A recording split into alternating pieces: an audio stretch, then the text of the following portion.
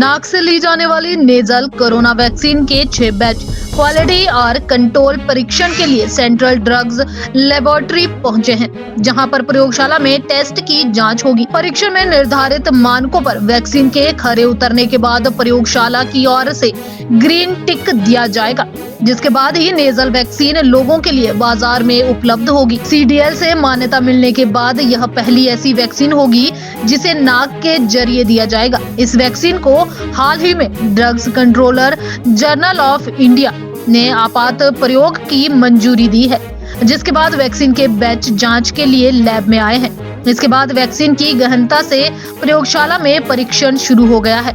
आगामी कुछ दिनों में परीक्षण रिपोर्ट आने पर इसका खुलासा हो जाएगा।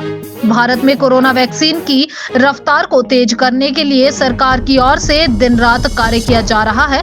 वहीं कोरोना वैक्सीन का उत्पादन कर रही कंपनियां इस ओर लगातार प्रयास कर रही हैं। भारत में इंट्रामस्कुलर कोरोना वैक्सीन के बाद अब नाक से ली जाने वाली वैक्सीन का उत्पादन भी शुरू हो गया है।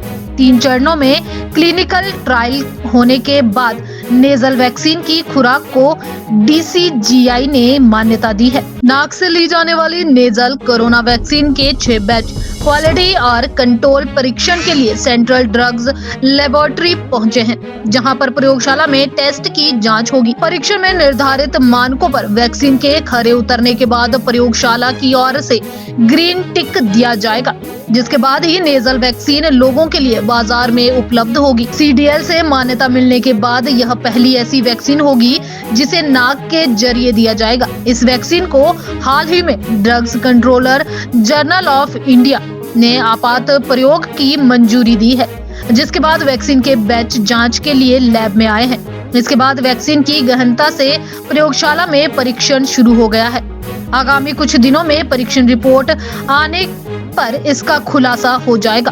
भारत में कोरोना वैक्सीन की रफ्तार को तेज करने के लिए सरकार की ओर से दिन रात कार्य किया जा रहा है। वहीं कोरोना वैक्सीन का उत्पादन कर रही कंपनियां इस ओर लगातार प्रयास कर रही हैं।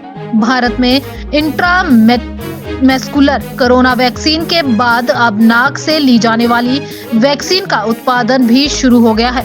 3 चरणों में क्लिनिकल ट्रायल होने के बाद नेजल वैक्सीन की खुराक को DCGI ने मान्यता दी है।